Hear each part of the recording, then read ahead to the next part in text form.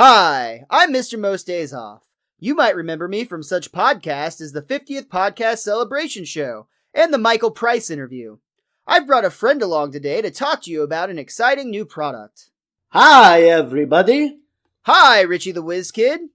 Miles, did you know that most people have no idea how to get a Best Darn Diddly t-shirt? You can get a t-shirt with a podcast logo on it? Well, if you go to tpublic.com/bestdarndiddly, you'll find not only shirts, but also Best Darn Diddly hoodies, posters, mugs, and even phone and laptop cases. It's like they'll put their name on anything. Help support the Best Darn Diddly Review Show by purchasing any of the crap we put our name on at tpublic.com/bestdarndiddly. Bye, everybody.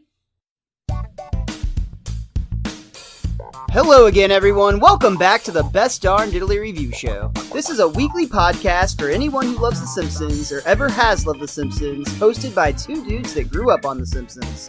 My name is Miles, better known as Mr. Most Days Off, and today we are back with a brand new season. We're leaving Season 4 behind and moving on to Season 5, and back with me again. As always, your co-host with the most, Richie the Whiz Kid. How you doing today, Rich? Papa's got a brand new bag. I'm feeling pretty good today, man. I'm all set up in the new place. Got myself a new recording table. I feel like a semi-professional. Not homeless anymore? Not quite homeless yet. That's good. Got close there for a second. I'm excited, man. We're starting off Season 5 with a great episode. And this is one that I've remembered for my entire life, even if just for one song. But, I mean, this is just going to be a lot of fun today. But I know we're going to get into that. I guess I'll go ahead and throw it back to you. The man, the myth, the Doobie Monche. It is Miles. Oh, good. I'm so glad you'll be covering that line later. We are, in fact, talking about the season premiere of Season 5, Homer's Barber Shop Quartet. It debuted on September 30th, 1993, and we get an interesting chalk gag, and I say that. The chalk gag is, I will never win an Emmy. But The Simpsons has actually already won 2 at this point, so I feel like there's something more to this bit. They did just miss out on winning an Emmy. They were nominated for one a few months before this season premiere, and they did not win, so maybe it was one specific person who wasn't involved with the earlier episodes, because they actually won an Emmy as early back as Season 1 for the episode Marge in the Fast Lane. I thought you were going to say Some Enchanted Evening. No, that one did not. It may have been qualified for a Razzie, but not an Emmy. The couch gag on this one was actually a triple couch gag. They came back with the new season with 3 bangs, one of them quite literal. The first one, the family all runs into the living room and they crack into pieces when they run into each other. The second time, they, instead of cracking into pieces, they actually just kind of melt into just one complete Simpsons creature, like made up of the whole family. Amorphous Simpsons blob. There you go. And finally, we see all of the family members exploding in a literal mushroom cloud, like a giant explosion as they hit the couch at the same time. And this couch gag made me very, very sad, Miles, because I realized on all the episodes that I consider top tier so far for myself, the couch gags have been longer, and we know what that means, right? Just means that the episode's short. That doesn't mean anything other than great things come in small packages, and they just need to add a little bit of filler to complete the 23 minutes. The line Miles told his wife before they got married. Exactly. Worked like a charm. No regrets. So we open up the episode at the Springfield swap meet, where we immediately see Mayor Quimby holding the microphone away and kind of whispering or murmuring to himself, human cockroaches feeding off of each other's garbage. The only thing you can't buy here is dignity. Welcome, swappers, to the Springfield swap meet. Ich bin ein Springfield swap meet patron.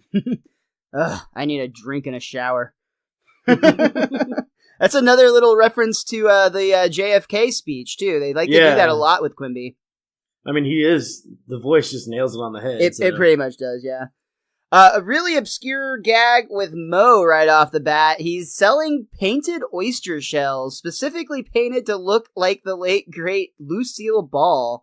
The first one he shows, though, actually has an oyster in it. Actually has a pearl in the oyster. So that actually makes me wonder if that's not quite the steal of a deal to pick that up. Can we just end this recording right now? Are you as upset by the free Bible character trading cards as I was? No, I actually really like the Bible trading cards. Wow, 26 conversions. A Methuselah rookie card. Cool. A great little baseball card bit, but with religious figures. And of course, it's Ned selling them. Ned comes by. Yeah, who would have thought that religion could be so much fun to learn about? Ew. Learning? Religion? Ah! And the kids all go running away. It's Nelson, Bart, and Milhouse just take off running from Ned Flanders. And is that when we get yet another Prisoner 24601 with Skinner? That, I knew that was going to jump out to you, being as you're such a big Les Mis fan, or Lesbian Miserables, or whatever the fuck that show is. I wish that's called. what it was about. But first, actually, we get one of my favorite bits, and that's Lisa comes across an original 1958 Malibu Stacy doll, and the freaking tits on this thing literally stick out like 4 inches from her body. The guy selling it is like, yeah, they actually had to recall those off the shelves after too many little boys poked their eyes out. Yeah, which I thought it was funny that they used to be played with by boys for obvious reasons. Right? I was very disappointed to find out that there's not a lot going on underneath a Barbie doll's clothing when I was a little kid. I remember that was a hard truth to live with from a very young age. I thought I was about to get me some education. Too bad. And then you thought all women looked like that. Then we get to Richie's sequence he was just talking about with Principal Skinner, and it's such a small world, small enough that Skinner comes reunited with the very same prisoner's helmet that he had to wear for 2 years when he was captured in a Viet Cong internment center. And yet again, this is actually the first one I always think about when I think of 24601 jokes. This is the scene that's always been in my head, and it's just boggled my mind how many times we've gotten this reference in the series already before this episode. I mean, this is season 5, and we've already seen this reference, like 4 or 5 times? They really, really love Les Mis over there at the Simpsons writing room. Absolutely. Again, there's actually just a bunch of great visual gags right off the bat in this episode, because immediately after this, we see Homer flipping through a bin marked 5 cents, and a few of the items that he comes across that he passes over for a mere nickel are the actual United States Constitution. Declaration of Independence, I believe. I have it as the Constitution. We also see Homer toss aside an Action Comics #1, which, you may not know this, but that's actually the first appearance of Superman. And you're thinking, yeah, that's gotta be worth a pretty penny. At least 5 pretty pennies. That's worth $1 million, or at least it was when it sold back in auction in 2010 for just that amount. In addition to $1 million comic, he also tosses aside a sheet of stamps because they were printed upside down. These stamps are actually a famous misprint in the stamp collecting world. They were made in 1918, known as the Jenny stamps, and one of them sold for $500,000 in 2005. So just those 2 items alone, and you're already talking about $1.5 million. So clearly this is going to be the whole point of this episode, is how the Simpsons got rich at a swap meet. And also he's got a Stradihuvius. An actual violin signed by Stradivarius. Yeah, absolutely. A lot of really, really valuable quote-unquote junk, as Homer called it. Yeah, Stradivarius violins are... I watch too much Pawn Stars. Those things are ridiculously high-priced. We then see that instead of buying stuff at the swap meet, Marge is actually trying to earn some money back the other way. She's selling, in addition to her art, some of her homemade jewelry. And she's talking with a guy at her stand. I love the what she says here. She's like, your teenage son or daughter are going to think this wishbone necklace is really cool. I doubt my son or daughter is that stupid. There's some necklace mishap in this episode, too, that I'll get to later on in our review. The wishbone necklace? It's Marge's necklace. Interesting. I have an issue with later in the episode, but we'll get there. Okay. For now, we're finally seeing Bart and Lisa and what they're up to at the swap meet. They are flipping through Comic Book Guy's record stand. I like a few of the things they come across. There's a Swonderful, Smarvelous Scrusty. And we also see the record of Melvin and the Squirrels, which of course was part of the 1960s rodent invasion that took the United States by storm. Come on, who didn't have an Alvin and the Chipmunks cassette in their parents' car when you were a kid? Oh, I love the Chipmunks, but I also love that that's a little nod to the Beatles, which we're obviously going to be covering a lot here once we get into the crux of this episode. No. Lisa then notices that her father's picture is on one of the records, and Bart immediately asks, Dad, when did you record a record? I'm surprised you don't remember, son. It was only 8 years ago. Well, thanks to television, I can't remember what happened 8 minutes ago. No, really, I can't. It's a serious problem.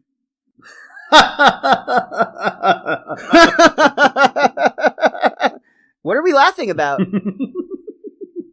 I was going to give Bart credit on this because if it was 8 years ago, first of all, 8 years is a long time. Secondly, that means he's 2 at the time. Yeah, I don't remember a whole lot of what was going on when I was 2. Yeah. Just little bits and pieces. I also had that thought as well.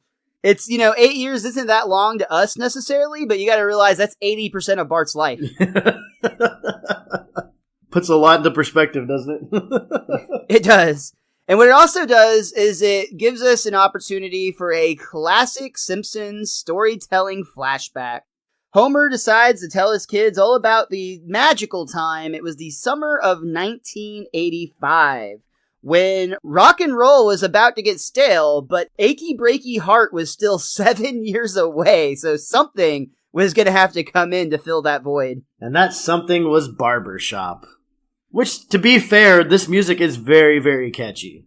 It's one of those things where as soon as you hear it, you start singing the songs in your head because it's like such a fun tune, and they're the type of type of jingles that get in your head fast. Dune tune, if you will. Nice. What it is we see Skinner, Wiggum, Apu, and Homer, and they're all singing together at Moe's Cavern, which of course is already another Beatles record because the Beatles got their start in Liverpool at the Cavern Club. So this was a little name change just to play homage or give homage to the Beatles. And Miles doesn't know that by doing research, ladies and gentlemen. Miles knows that because he played Rock Band Beatles or Guitar Hero Beatles, whatever one it was, excessively when we were roommates. I did. I both did more research and played that game incessantly. Don't sell yourself short, Miles. I'll still whip most people on expert.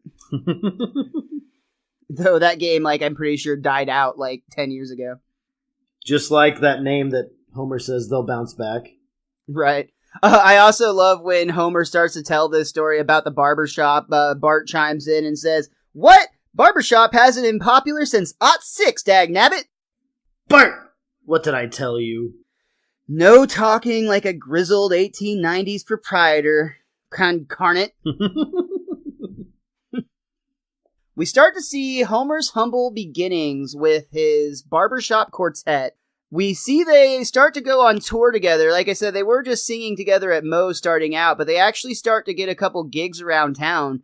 They're singing the tune Coney Island Baby for one at the Springfield Retirement Castle, where Abe Simpson is very proud to point out that that's his son singing up there.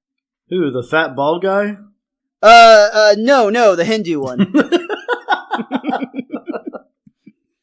We also flash over to Springfield Penitentiary, where the inmates are being cheered up with the sound of music, except Snake recognizes Wiggum as the cop that arrested him, and he's going to hit him right between the eyes with this rock. Right after they finish this song. All right. Even he's really into their music. But then you love it because as soon as the song concludes, you see Wiggum get hit by a rock and go down fast. Should have kept singing. The crowd had its demands. And also at church, of course, Reverend Lovejoy is just happy because the groovy music of these four men is really putting an inspiration in the congregation to fill up those donation bowls. And Ned is only a little bit concerned, though, because he points out, Reverend, these aren't hymns. Ugh. Ned, there's a stain in the parking lot that looks like St. Barnabas. Ah! Oh, my stars! Did you see what the billboard said outside of church before it cut inside the church? You've got a fiend in God? It said, what a fiend we have in God. And it was clearly, they used to say friend, and probably The Bart. R was missing? Probably Bart, even at age 2, did this. But the R in friend was missing, so it said fiend. It was great. How old is the Reverend's niece at this point? Because she was also quite the prankster. They're in the same grade, I think, so they'd both be 2. There you go. Maybe they just got started young. We go full circle and see the guys performing once again at Moe's Cavern, but this time to a much larger crowd. And that's when we see them get noticed by a man by the name of Nigel. Nigel. He hands Homer a business card that says, "Stars discovered, fortunes made, hats blocked." All right. Homer, you've got it. Except for that officer. That's way too Village People. And Homer's like, "Leave it to me." And we see a sequence where Homer's driving Wiggum out to the woods, and Wiggum's acting very much like a puppy. He's got his head out the window, he's got his tongue wagging. And when Wiggum realizes what's going on, Homer is just going to leave him out in the woods. Wiggum starts to cry no, but it goes from no, no, no. And he ends up howling at the moon. And Homer has no remorse either. It's actually kind of cruel in a lot of ways. Leave it to me. This whole sequence and going on to what we're about to get to with recruiting Barney into the group is very much a parody of the real life drama that happened early on with the Beatles in their career. They had a dog in the original 4? Exactly. It was the 4 guys and the dog, and no one really knows what happened to the dogs, guys. It's quite suspect. It was Otis the dog. What really happened is the Beatles actually started with a different drummer than they originally, or that they ended up with. Of course, the Beatles drummer is famously known, Ringo Starr. He'll actually be a much bigger part of a later Simpsons episode as well. We actually already saw him writing to Marge, didn't we? Or yeah, we did. Yeah, that was in the one where she's painting Montgomery Burns. So yeah, we've already seen him. He wrote back to her, and then she was selling the freaking painting earlier in this episode. That's right. Oh, yeah, that was up there on the wall. I totally didn't catch that. Good call. Regardless, what's going on is Ringo Starr is obviously the drummer for the Beatles, but when the group started, he was not a member of the original 4. It was actually a man by the name of Pete Best. And there was quite a bit of controversy that happened with the departure of Pete. So when they were just touring the local bar scenes, very much like Homer and his friends were touring the local areas of Springfield, it was no big deal that their drummer wasn't necessarily considered to have the most technical precision and timing. However, rumor has it, and there's a lot of different stories that go into this, so it's one of those behind the scenes things that we're not really 100% privy to. There's some rumors that certain members of the band had issues with Pete Best. There's other rumors that say it was just the manager knew that if they actually took Pete to the studio, it would get really expensive because of his timing not being perfect, and they needed a more technical, precise drummer, and that's where they actually came with Ringo Starr. Again, though, there was a lot of heat at the time with the band members with the way that it all went down. It was very ugly. And a lot of it sounds like it was the typical story of, once the money and the producers and the record labels get involved, they really take a large control of your creative freedom. And sometimes that includes the fun that you were having as a group. Yeah, but they also could have been right about the timing, though. I mean, you never know. And that's the thing, is there's so much that goes into this, and I'm not even going to pretend to be an expert. I try to do some reading on the subject and learn as much as I could to talk about it for the sake of the show. But it's a really interesting story. This all happened between 1960 and 1962 when the Beatles were just starting to rise. But everything that goes up must come down. I love that joke later. So with Wiggum gone, Nigel decides he needs to meet the rest of the band. And at first it seems like everything's going to go just fine. But when he meets Apu and he gets told his name, the manager immediately knows that's just not going to work. Apu Nahasapima Pedalon. Never fit on a marquee, love. From now on, your name is Apu de Beaumonchais.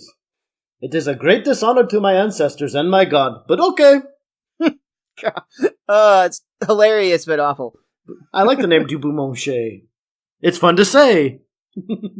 It's, I guess, a little bit easier to say. There's a space in the last name, at least. Yeah.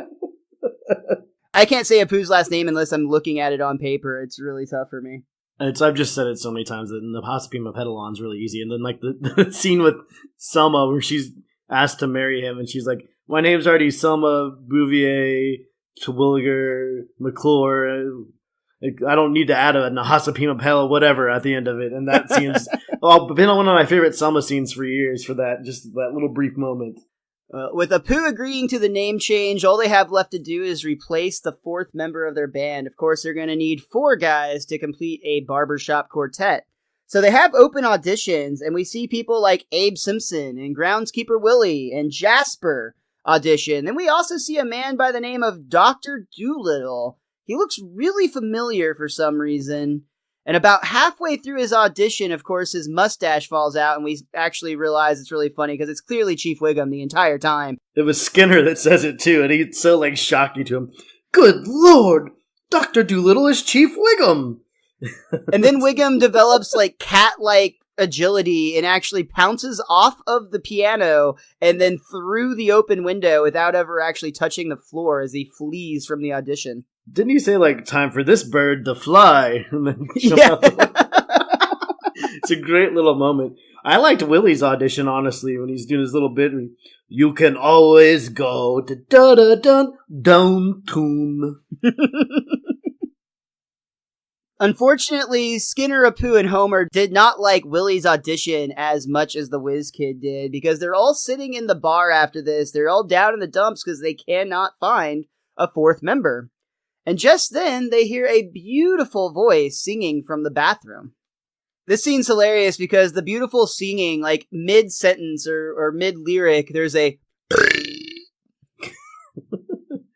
loud belch that's like mid-sentence. There's a loud and then the quietest burp I've ever heard. And instantly, all of the other guys at the bar are like, Barney! This is the part where I had an issue with Marge, because Marge is there too, and her pearl necklace is white. Oh, wow. Her, whatever, it's red-orange typically, I guess is the best description of it, but in this scene it's white for some reason, so I don't know where she's got, that might be why she was selling some 8 years later, because she has too many now, but yeah, it was the wrong color. Well, maybe she picked up a white one at the flea market for a nice change of pace. Well, she was wearing, like, her fancy get-up, so maybe she switched to actual pearls for the fancy dress. I actually, it was kind of grossed out, but it made me laugh at the same time, because when the guys rush into the restroom to see if Barney will join their group, Barney's actually on the floor by the toilet, and when they ask what he's doing, he says he's looking for his toothpick. Yeah, they're like, Barney, do you want to join our barbershop quartet? Sure, why not? Now where's my toothpick? Oh, that's like a dirty men's bathroom floor at a bar. He is on his hands and knees, like underneath the door, basically, to a stall. Underneath the toilet, dude. Yeah. It was like the red zone of piss. Like, it was not where you want to be, especially with toothpick. Shout out to NFL Red Zone. So Barney's joined the group, and we actually see their very first performance with Barney replacing Wiggum, and it does not look like this is going to go well. The entire crowd is furious. They're actually chanting, Wiggum forever, Barney never. Wiggum forever, Barney never. And Wiggum looks smug as hell right in front of all of them. Almost like this is planned in advance. Wiggum's like happy as can be. He's got all these people support, and everything is looking like it's going to be coming up Wiggum until Barney starts to sing, and oh boy, does he kill it. Everyone in the room who initially hated him now he's made a fan out of everybody. In fact, they even changed their chant the other way around, and it becomes Wiggum never, Barney forever. And somehow they all have new signs that are promoting Barney. Did you notice? Yeah, they just like turned him around or something, yeah. It's like they had it pre-made. They already knew Wiggum was going to fuck up. Moe's line here is great, too. He's talking to the producer, or the manager, Nigel. He's like, wow, all these girls that you paid to scream are doing great. I didn't pay any girls. What? Most flabbergasted that these women actually adore Barney. Well, I think it's great, too, just because Moe clearly has no concept of what the other sex's mind is like at all, even less than most men. Now, if only this quartet had a name. Well, the manager has a great idea. How about Handsome Homer Simpson +3? I like it. Barney's like drunk. I like it. Then it's Skinner that says, we need a name that's witty at first, but that seems less funny each time you hear it. And Apu chimes in, how about the B Sharps? Perfect. The B Sharps. I love how they just kind of deadpan it there because it's perfect, just the way it gets less funny each time. Exactly what Skinner says comes true. Yeah, exactly right. And another great bit about this scene too is they all kind of put their hands in together as coming together as a team, if you will, and they all declare, yes, the B Sharps. The B Sharps. There's one extra voice that comes in and an extra hand as well, because you pan out and you see that Wiggum is actually trying to stay with the group. Can't blame a guy for trying. You're all under arrest. One of the things that these flashback episodes do so well is to kind of keep the story interesting and not get burned out in any one spot. They flash back and forth between the present and the past. And we get this sequence now in the present where they're on their way home from the flea market, and Homer actually asks, did you guys find anything fun? I got this cool pencil holder. Far out, man. I haven't seen a bong in years. And Bart has a bong sitting over the back seat that I guess he thought was a pencil holder, or I think he hangs out with Otto enough to know that it's probably got nefarious reasoning behind it. Yeah, maybe he thought that's what would make him cool. Get one of those rockin' adult pencil holders. Marge is really sad on the ride home because nobody wanted to buy her jewelry. And Homer proudly declares, well, don't worry, hun. One of us made some money. I was able to sell our spare tire. Pop! Go! And it sets up the next little flashback scene, or a reason for Homer to keep telling the story, essentially. And again, in typical late or selfish Homer, I guess you could say, he's spending time with the kids, so there's something, but it's really funny to me when you see the cars popped up on the jack. Marge is far, far in the distance, walking by herself, and you see a sign that says gas station 12 miles. Ugh. Meanwhile, Homer and the kids are just leaned up against the car in the shade, and Homer continues to tell the story. Now they had a name, but they needed to get a new song. Something new, something different, something 1980s. There was nothing in Al Capone's vault, but it wasn't Geraldo's fault. Dope! And just then, Marge comes up to see how things are going, and also to show Homer that she got one of those new baby on board signs. This actually might be my actual favorite line of the show. There's this great humor to this, and there's a lot that are going to come up that I might change my mind. But when Marge says, now people will stop intentionally ramming our car, I absolutely died, because I remember when I first saw these as a kid, and I always had that exact same thought. It's like, what's the fucking point of those things? Like, if you get in a traffic accident, it's not because people were trying to hit you. Like, the idea is, like, that's going to somehow prevent an accident from occurring. I think it's more so, like, I get angry at people when they drive really, really slow on, like, a busy street. So maybe if I see a sign that says baby on board, I'm like, oh, they're driving slow because their kid's in the car. Well, and I think the idea is it's supposed to raise caution. You're supposed to, ideally it'll invoke a psychological reaction for you to be more cautious. Yeah. Because, the potential for loss of innocent life and whatnot. But I just think that if you're going to get in an accident, you're going to get in an accident, and your fucking overpriced yellow sign isn't going to do dick for you. I still laugh my ass off, though, when Marge makes that remark. Now people will stop intentionally ramming our car.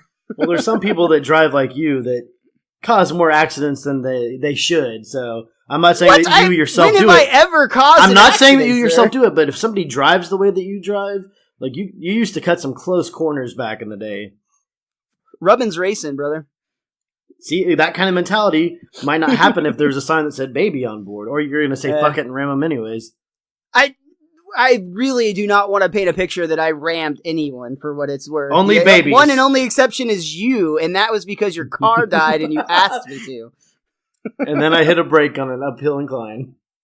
After I gave you one instruction, Risky. I gave you one instruction, Richie. No brakes. You were going too fast. I was worried it wasn't going to stop. Well, the one good thing these signs ever did was inspire this hilarious and very catchy tune, Baby on Board. I love when Homer's first starting out. It's Baby on Board, something, something, Burt Ward. This thing writes itself. And I know what you're all thinking right now. If there was anybody I could hear sing this song right now, it would be Richie the Whiz Kid and Mr. Most Days Off. You're just going to have to hold tight to the end of the episode to hear us sing it. Wow, way to plant the seeds there. Nice. Now everyone's just going to skip over the part where we talk and get to the singing. They just want to hear it. They only tune into our show to hear us sing? That's it. That's the only part that actually gets listened to. The development of this song does seem to really write itself, because almost instantly we flash to them in the recording studio where Nigel is very proud to tell them that they just recorded their first #1 hit. All right. Woohoo! I can't wait to tell Marge. Oh, yeah, actually, we're going to have to keep that marriage a secret. You see, women are going to want to have sex with you, and we want them to think that they can. If I explain it to Marge that way, I'm sure she'll understand. Come on, baby. It's only until we finish our tour of Sweden. The worst country to name in that situation. And he's just so nonchalant about it. Marge is like having a damn breakdown, and he's like, "Oh, don't make such a big deal out of it, hon." But it's kind of sweet that he doesn't see the issue with it, though. Like, if you think about it. Well, and I think it's very interesting, especially when I know this is the same season that we're going to be getting to the, it's like The Last Temptation of Homer, I believe it's called, where, again, Homer's so naive and would never even consider cheating on Marge, to the point when this beautiful woman is essentially throwing herself at him, he doesn't even quite seem to notice. At least that's how I remember that episode going. We'll get there what soon. Happens.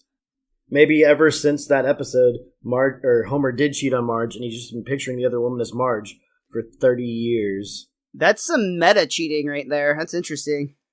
It's usually the other way around. Spoken by the married man. I love that we get a second Abe being proud of Homer moment, but it's also a great joke, just like the first one was, because now the song has gotten enough popularity that it's actually being played on the radio. And back at the Springfield Retirement Castle, we see Abe and Jasper listening, and Abe is very proud to tell everyone, "That's my boy Homer singing." Paul Harvey's on. Oh! And they immediately changed the channel.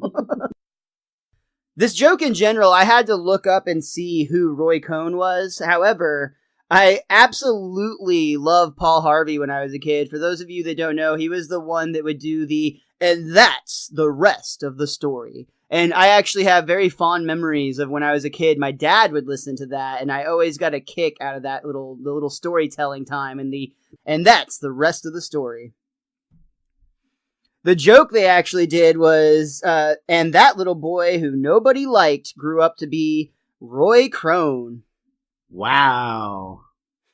Abe and Jasper got it. I did not, so I actually had to look this up. But Roy Cohn was a lawyer who rose to the most fame when he was a part of the second Red Scare, which was part of Joseph McCartney. He's a senator who was actually seeking out communists, and you've probably seen, they were doing a lot of interviews and actually trying to point out communists, some of which it was very much like a witch hunt, in that some of these people were being thrown under the bus for reasons that were absolute bullshit or just for other political reasons. In addition to that, Roy Cohn also, while he was part of the Red Scare, there's also a large part of his Wikipedia page dedicated to something called the Lavender Scare, because Roy Cohn was one that tried to out and remove many homosexuals from public office, though it is widely speculated he actually had behind the scenes some homosexual encounters of his own. So rumor had it basically is he had some boyfriends throughout this time that he was making a big scene for his party and going through and outing people and trying to get them removed for all these various reasons. And just to show you what type of person he was, The last thing Roy Cohn was known for before retiring, he was one of now President Donald Trump's early lawyers when he was just getting his start in business. He was the blue-haired lawyer of Donald Trump? Pretty much. That's exactly what it was. And honestly, this motherfucker is the type of dude where you look him up on Wikipedia and they show his stock image, and he just looks like the type of piece of shit you want to punch in the face. Send Homer after him, like that one office he went into. Yeah, so seemingly not a great person, and it seems like the Simpsons took a pretty strong jab at him when they made the joke about the boy that nobody liked that grew up to be Roy Cohn. And that's the rest of the story. All right, nice throwback right there. Call back in your own story. Good job. That's how long they are. I can do that. In addition to Abe and Jasper, we also see the sea captain battling a giant squid while listening to Baby on Board. And while this is happening, the song actually touches both the sea captain and the squid's heart. They stop fighting. And I love the captain even tells the squid, I never had any problem with you. Someone just told me there was gold in your belly. I like that the squid can actually comprehend music. Right? Hey, octopus are incredibly intelligent species. Actually, to the point where it's actually terrifying. Some of the videos you can see with the things that octopus can do. They can escape from inside a sealed jar. They reach up and unscrew the lid. It's fascinating. Some species can even walk on land, and I'm pretty sure that that's going to be the thing that takes out the human race. That plus dolphins. Yeah, absolutely. Well, I think it'll be like Hitchhiker's Guide to the Galaxy. Once the squids start walking the earth, the dolphins are going to piece the fuck out of here. So long, and thanks for all the fish. And finally, back at the Simpsons home, Marge and Homer are listening to the radio, and Marge is absolutely smitten. She declares, Homer, you're going to be famous. Yeah, but I promise it's not going to change me. I'll still be the same loving father as always. Have you seen Bart? Yeah, I stuck him somewhere. And we actually then see in the Simpsons basement, Homer has put a laundry basket over Bart and then put two big rocks on top of it so he can't escape. And Bart has somehow managed to get a cup, and he's just sliding it back and forth across the slits in the laundry basket. Or that was the pea cup. Yeah, maybe that's what it was. That's what it was originally for. The next joke is just a little bit out of place because we actually cut to a scene where Homer is giving his father a pink Cadillac. And while the majority of this episode is very closely spoofing the Beatles, very closely spoofing the Beatles, this was actually an Elvis Presley joke because Elvis was known for giving away Cadillacs to his friends and families. So much so to the point that he almost went broke because of it in the 1960s. And he actually did give his mother a pink Cadillac specifically. What a nice guy that Elvis. And that's what, of course, Homer gives to his father. Yeah, it gives Abe a heart attack nearly. Give me the keys!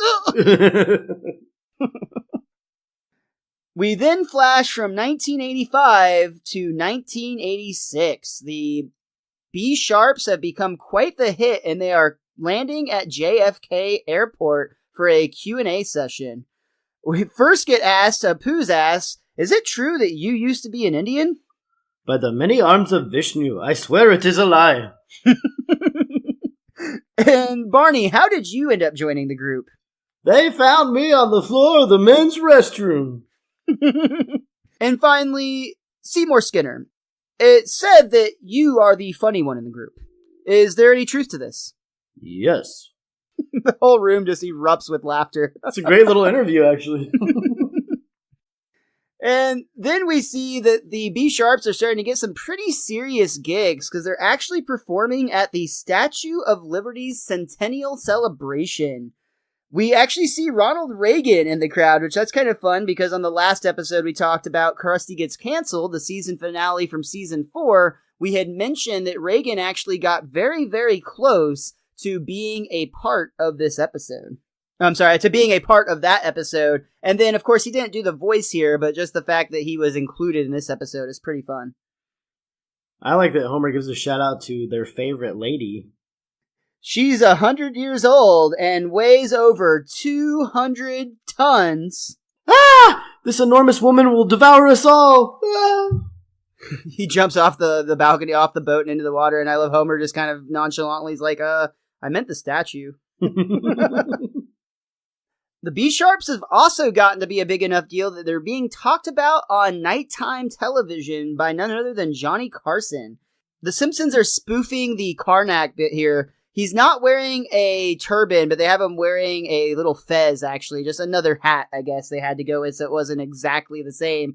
And actually, as he was listed in the show's credits, the older night talk show host, I think is how he was credited, puts the envelope up to his head and says, Gilligan, Skipper, and Wiggum.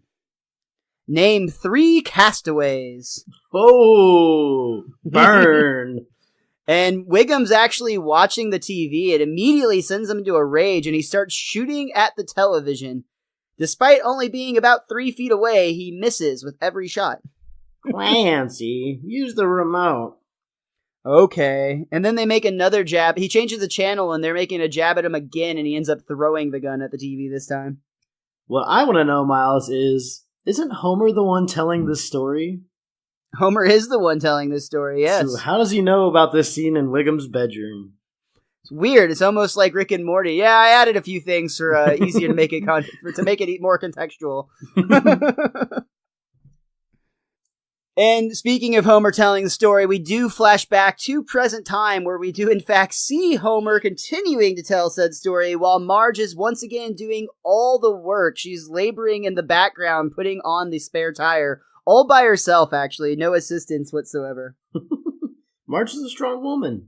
She is, she should be recognized as a strong female role model in more instances, because yeah, she don't need no man to help her in her predicament. Well, no, I meant she was a strong woman because she was just in the Slammer, so.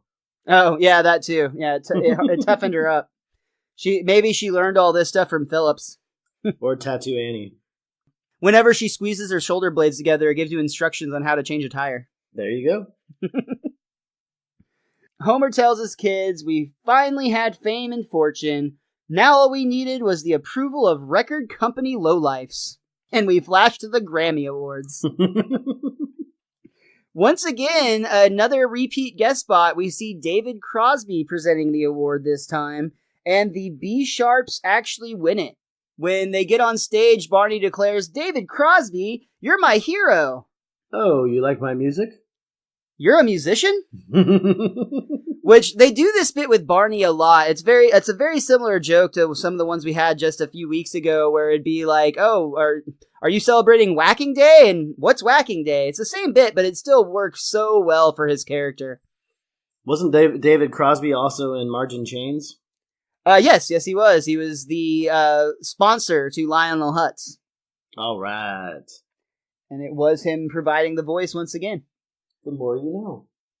After winning the Grammy, they actually go to a Grammy party. And first of all, I have to say that it's pretty cool. If you look in the background, you can actually see Leon Kompowski, who, of course, is the person that was Michael Jackson in the Stark Raving Dad episode back all the way at the beginning of season 3. And we also actually see all 4 members of Spinal Tap hanging out at this party. I just thought that was cool. Some former guests getting drawn into the crowd in a way that actually makes a lot of sense, because, they would be involved with music. There you go. Homer decides to tell everyone about the absolute greatest thrill of his life. A man walks up to Homer at this party and says to him, Hi, Homer, I'm George Harrison. And we see Homer immediately start to freak out. Oh my God! Oh my God! Oh my God! Where did you get that? And he points to George Harrison's hand where he's holding a brownie. He points a whole platter right there. And we see Homer rush over to the platter, and he's just devouring brownie after brownie. And I love George Harrison's reaction is like, seems like a nice fellow. And the voice of George Harrison was actually provided by George Harrison. This was the second time now that they have gotten a real-life Beatle involved in the show's production. All right. Halfway home. That's right. In fact, that's actually brings up an interesting story from the commentary. The Fox network was heavily pressuring the Simpsons to open the season with the episode Homer Goes to College. One, because it was written by Conan O'Brien, and he was starting to have a little bit of success at this time. And the second reason is when reading the script, they really liked that it parodied Animal House and thought that they could ride the coattails of its popularity. However, the Simpsons were debating back and forth with the Fox network, and the final thing, the mic drop moment, if you will, when they ended the debate is they were arguing back and forth, and finally Mike Jean and Al Reese said, "We're going with Homer's Barbershop Quartet. It has a real-life Beatle in it." And they walked away from the conversation. Mic drop. That's a way to put your foot down. Well, I love that they know what's best for their show, and they do not take no for an answer in these situations. I mean, there's so many of these behind-the-scenes stories now, especially in the early years with people like Jim Brooks, where they just really went to battle with these network execs and were like, hell no, we're not budgeting. This is our show, and we're going to do it the way that we need to do it. Which is why this is the golden age of The Simpsons, right? And I think The Simpsons do that in a lot of these situations. And of course, everybody's going to have to fold at some point for certain things. I'm sure there's been censorship issues and things that they just could not fight. But it seems like more often than not, The Simpsons get their way. You don't win friends with salad. I guess they were serving steak? But life at the top, Homer is starting to find out, is not all that it seems to be. In fact, Homer's finding it to be very, very lonely.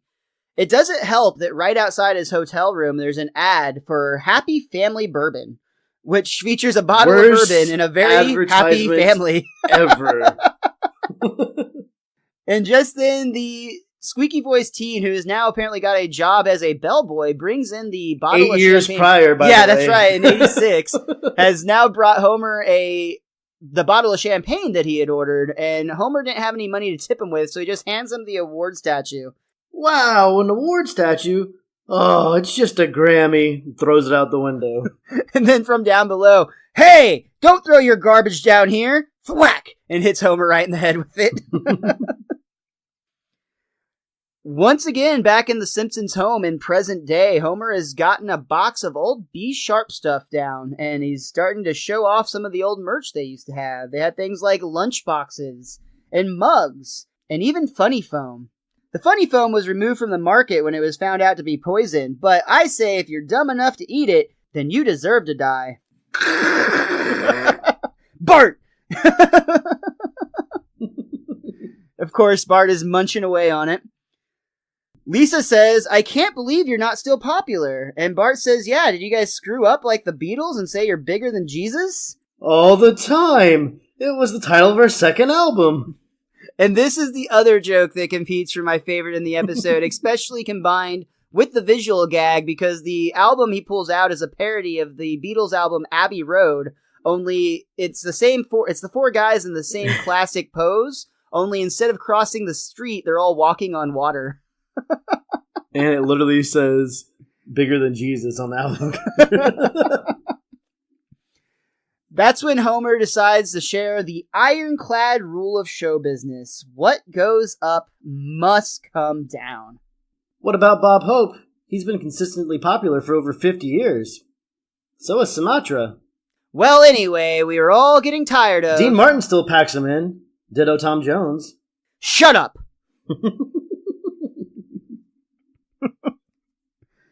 That's when Marge comes in and explains that while their father was on the road so much, she did everything that she could to help provide them comfort and to keep him a part of their lives. She actually made a puppet, or a dummy, I guess you would say, out of balloons and a bucket for a head, and actually kept it at the dinner table. Only almost immediately it turned into a pretty big disaster because the tape that they had recorded his voice on started to melt and sound terrifying and screechy. Then his arms that were balloons started to pop, and finally his head actually fell off and landed in the middle of the table, which caused the kids to start screaming in fear. Ah! There's a bit of an inaccuracy here, though, if you didn't catch it, because in the very next scene, we see in the backyard, Santa's little helper is actually burying the fake Homer head, the bucket, in a hole that he has dug. Only, this is 1986, and we know from the very first episode of The Simpsons, Simpsons Roasting on an Open Fire, that Santa's Little Helper did not become part of the family until Christmas of 1989. Which the 89 part is inaccurate because they don't age from that point on anyways. So we'll just say 8 years in the future. Now at this point, 7 years in the future is when they get Santa's Little Helper. And the only reason I can come up with to play this off as okay is the color of the dog in the backyard in the scene is not the same color that's on Santa's Little Helper. So I didn't know if maybe there'd be something in the commentary that they might have said where it's supposed to be a different dog that looks exactly like Santa's Little Helper at a younger age. Nope, but, they just didn't think it through whenever they wrote the bit. Yeah.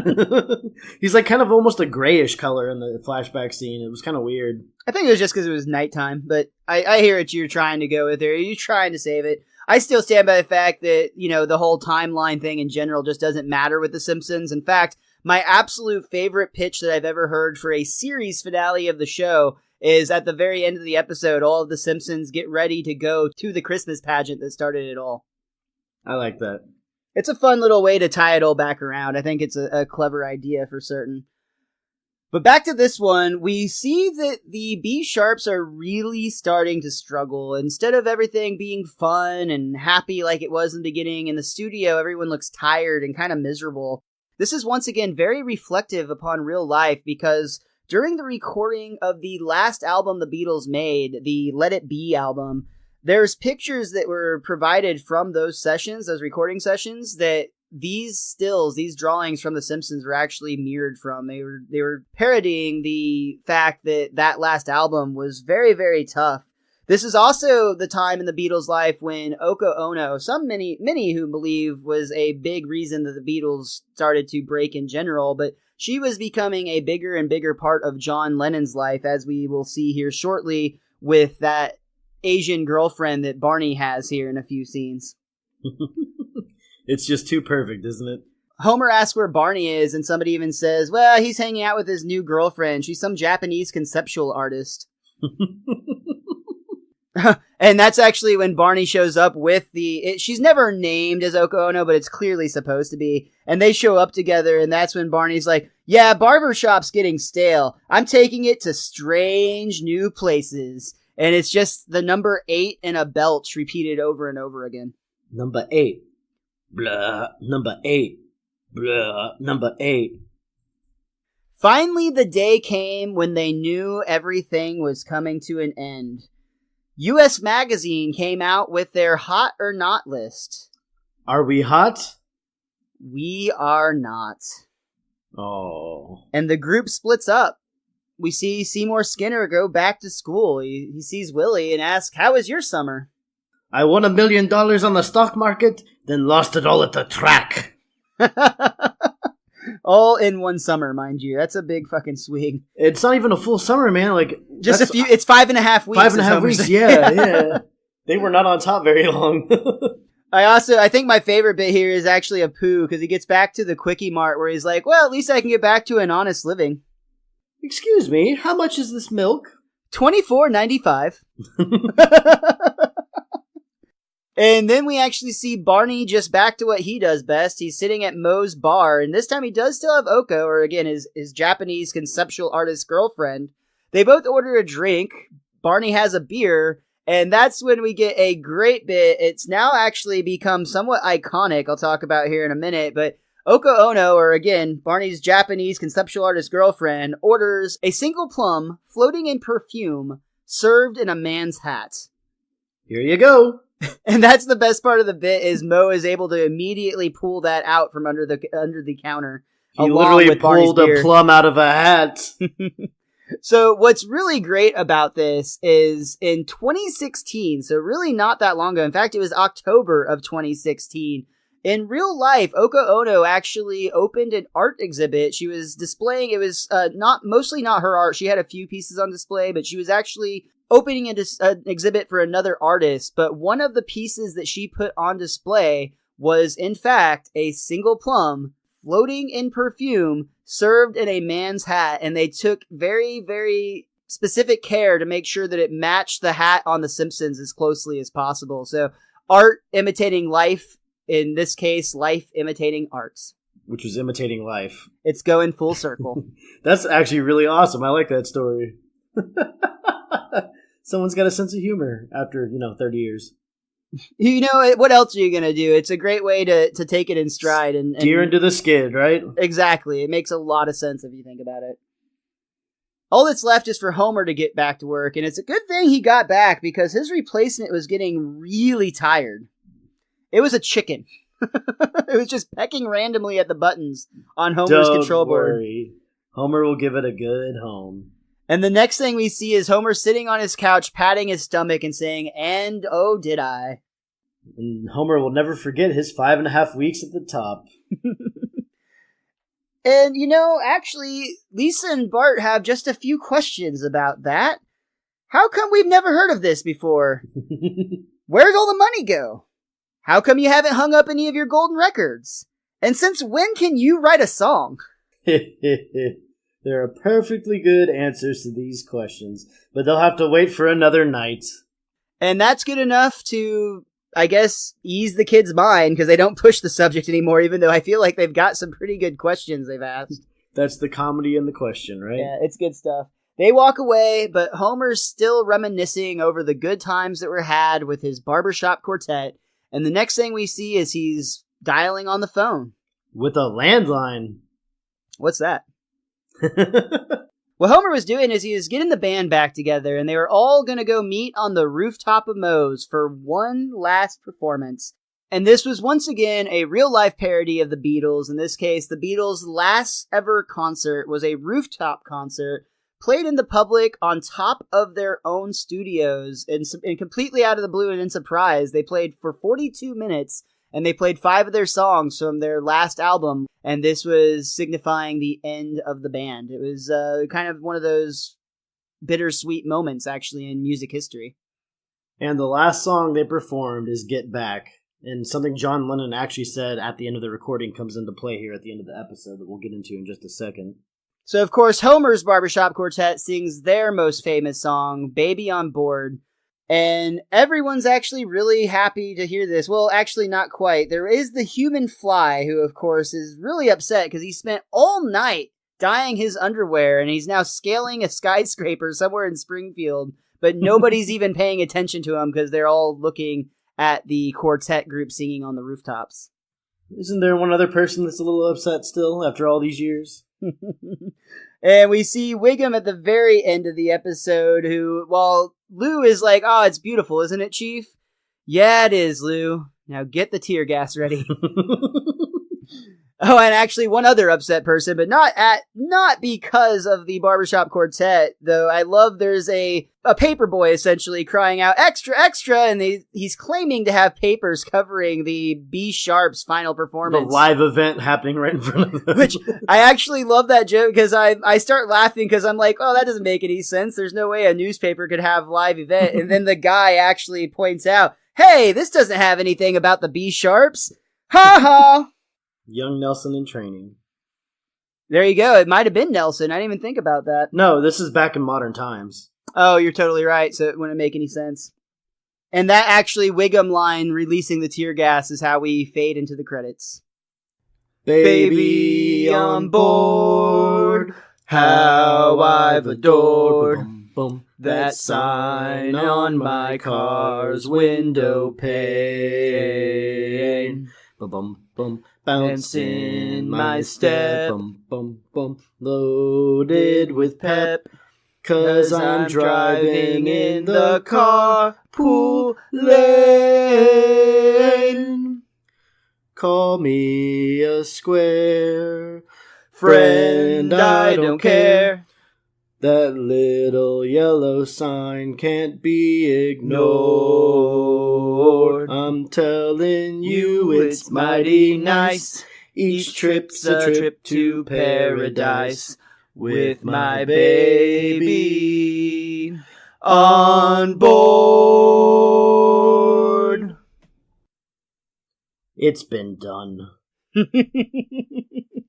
That's George Harrison saying it's been done. But then the part that I like is, and I never as a kid knew what this was, because after the credits start playing, you hear, after you hear the credits start playing, you hear Homer say, "I'd like to thank you on behalf of the group and ourselves, and I hope we've passed the audition." And then you hear everyone laughing and Barry going, "Ha ha ha ha ha ha." I don't get it. And apparently on the last rooftop recording, I believe it was it was John Lennon actually said that exact same thing at the conclusion of their performance on top of the roof. That's awesome. It is a really random little bit just trailing into the credits otherwise, so that makes a lot of sense. Yeah. Comes to a nice conclusion there. Very The Simpsons cool. reset has been reset. You know, it's a little bit easier in the flashback episodes, of course, to do a reset, but they still transition this one really nicely, and that final sequence on the rooftop is actually really, really fun. Yeah. But that does bring us to the end of the episode, Homer's Barbershop Quartet. Richie, was there anything else that you or that book of yours wanted to point out on this episode? My book, The Simpsons, A Complete Guide to Our Favorite Family, pointed out all the stuff that Marge was selling at the beginning of the episode. She sold her Bald Adonis. She sold her Ringo painting. She was selling the painting she did of Burns, and that was all from Brush with Greatness. And she also was selling the sailboat painting from above their couch, which we know, I guess, they have a whole bunch of those we find out in certain episodes. And then it just pointed out that David Crosby was in this episode again. But just on a personal note, I've always really, really loved this episode. The whole Beatles homage and the barbershop quartet thing. This made me learn what a barbershop quartet was and really, really like them when I was a young child. So you sing along every time you hear the songs in this episode. So it's a lot of fun, and I honestly think it's a great way to kick off season 5. I just hope when we're at the end of the season doing our top list that I remember how great this episode is. There's a lot of great parody in this episode, and I think that The Simpsons does a lot of things well, but when they hit a parody so square like they did with this one, it seems like a lot of things just line up, and they're able to reach a level that most other shows are just not able to get to. Like, a lot of shows would make jokes or references, but the way that they were able to continue their entire story arc for this episode, it was just from beginning to end, the entire thing was just a really beautiful comparison to the career that the Beatles had, while still remaining true to itself in that it is The Simpsons and it needs to be very funny. Well said, sir. So, a couple other things about this episode that I'd like to talk about is the musical group, the Dapper Dans, helped out a lot with the musical side of this episode's production. The Dapper Dans are actually a barbershop quartet that works on Main Street, USA in Disneyland. The original group started in Disneyland. They now actually also perform in Main Street in Disney World as well. However, the Dapper Dan performance is very much an American cultural icon. They tried to branch this out to Euro Disney and also Disney Japan or Disney Tokyo, whatever it's called. But the act, while being very, very popular in both California and in Florida, it just never really took off. It doesn't seem to have any appreciation at all in the overseas renditions of the group. However, you can still find the Dapper Dans performing to this day. Obviously, they're two different groups that perform, but you can still find both of them performing both in Florida and California to this day. They used to be able to perform the song Baby on Board, and there are many accounts, and even the director's commentary said at the time that they were recording that still to this day, they will play that song upon request.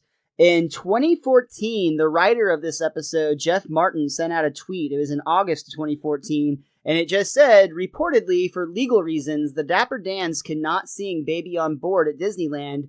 However, they are still asked to every single day. That's awesome. It is awesome. It sucks. Disney's got to stick up their ass, but...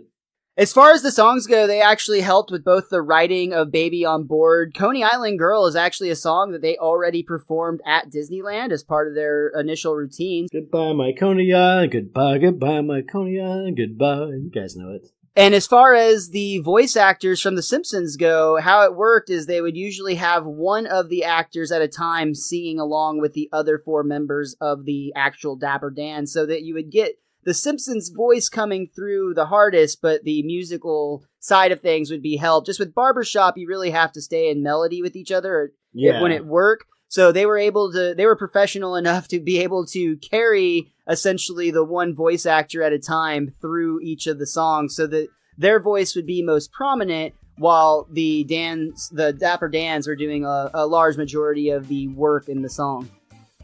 And you can tell, too, there's certain scenes when they're singing where, like, Skinner will be central and you can hear his voice very clearly, but everyone else sounds super professional. So if you pay attention, you can actually pick up on that. Absolutely. So on that note, let's go ahead and get on out of here. That wraps up our first episode of Season 5. Richie, where can they find you online? You can follow me on Twitter. I'm at thewiz_kid23. Also, while you're on Twitter, go ahead and give our show a follow as well. That's at bestdarndiddly. That's DIDDLY. And you can find me online at Mr. Most Days Off. That works just about everywhere. Other than that, you can also contact our show at bestdarndiddly@gmail.com, and you can keep up with everything at bestdarndiddly.com. We once again thank you so much for tuning in and joining us for another season as we start down the road of Season 5. We appreciate you coming along for the ride with us. The Whiz Kid and I will be back with you again next week with a very special guest. Very. To review the episode Cape Fear. So make sure you tune into our show because let's face it, we're bigger than Jesus. Until next time, be cromulent to each other.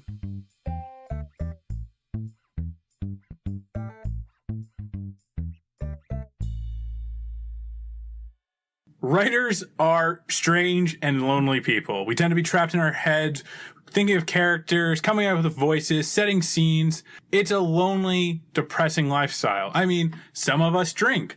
Others put a shotgun in their mouth. Whatever it may be, writers need some type of outlet. And that's why Daniel Ford and I got together and created the Writer's Bone podcast to help writers and to keep them out of situations like an insane asylum or painting a wall with their brain matter.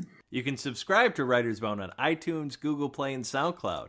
Head over to writersbone.com to check out our original fiction, essays, boneyard discussions, and more. And in the meantime, all you writers out there, and hell, all you non-writers out there, keep writing.